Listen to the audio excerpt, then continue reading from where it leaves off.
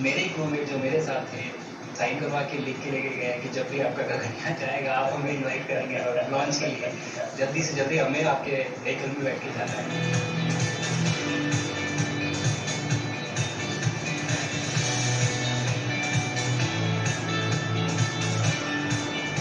आप लोग इतनी बड़ी यात्रा करके वापिस पहुंचे, जी सर। काफी कुछ चेंज फील होता होगा। जब मैं समझना चाहता हूँ वो किस प्रकार से अनुभव करता हूँ। सर जब ऊपर भी जाते हैं तो वहाँ का जो वातावरण है, एनवायरनमेंट है, वो अलग है, ग्रेविटी नहीं है। आप जाते हैं उसमें तो वो सीटिंग अरेंजमेंट वैसा ही रहता है वैसे ही रहता है सर।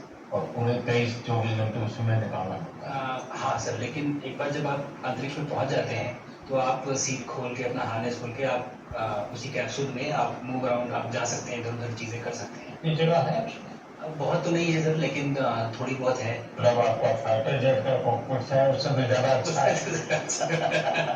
उससे तो ज़्यादा अच्छा है। बट पहुंचने के बाद सर काफ़ी कुछ चेंजेस होते हैं, जैसे पूरा आपका हार्ट स्लो हो जाता है, तो वो कुछ बदलाव होते हैं और वो फिर लेकिन 4-5 दिन में बॉडी आपकी यूज टू हो जाती है, वहाँ आप नॉर्मल हो जाते हैं। और फिर जब वापस आते हैं तो फिर वही दोबारा से वही सारे चेंजेस आप मतलब चल नहीं सकते वापस आते हैं, तो चाहे आप कितने भी स्वस्थ हो। मुझे बुरा नहीं लग रहा था, मैं ठीक था, लेकिन फिर भी जब पहला कदम रखा तो मैं मतलब गिर रहा था, तो लोगों ने पकड़ रखा था मुझे। फिर दूसरा तीसरा, हालांकि मालूम है कि चलना है, लेकिन वो ब्रेन जो है वो उसको टाइम लगता है सर वापस समझने में कि अच्छा अब ये नया एनवायरनमेंट है, नया वातावरण है। यानी सिर्फ बॉडी का ट्रेनिंग नहीं है, माइंड का ट्रेनिंग ज्यादा है।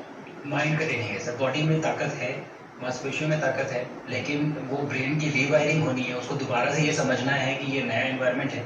अब इसमें आपको चलने के लिए इतनी ताकत लगेगी या इतना एफर्ट लगेगा, वो वापस से समझते हैं सर। सबसे ज्यादा समय से वहाँ कौन था, कितने समय का?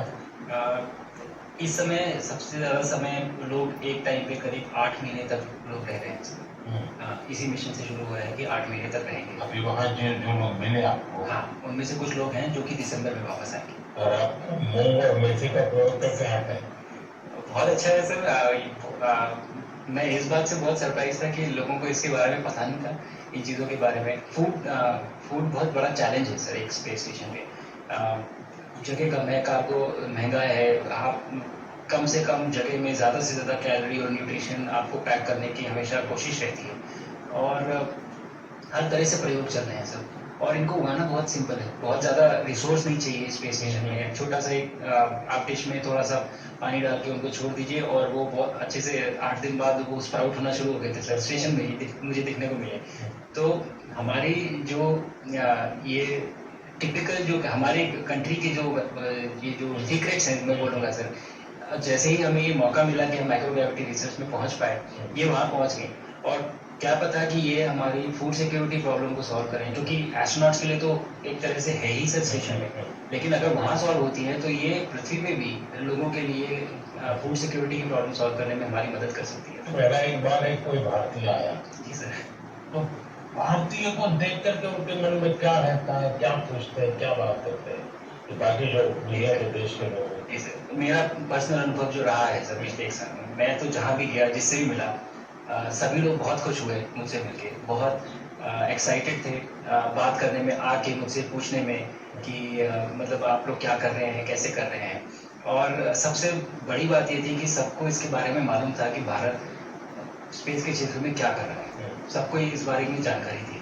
और सब मुझसे ज़्यादा तो कई कई लोग थे जो गगनयान के बारे में इतना एक्साइटेड थे, जो आके मुझसे पूछ रहे थे कि आपका मिशन कब जा रहा है। एंड मेरे ही क्रूमेट जो मेरे साथ थे, मुझसे साइन करवा के लिख के लेके गए कि जब भी आपका गगनयान जाएगा आप हमें इनवाइट करेंगे और लॉन्च के लिए, और उसके बाद जल्दी से जल्दी हमें आपके व्हीकल में बैठ के जाना है। तो वो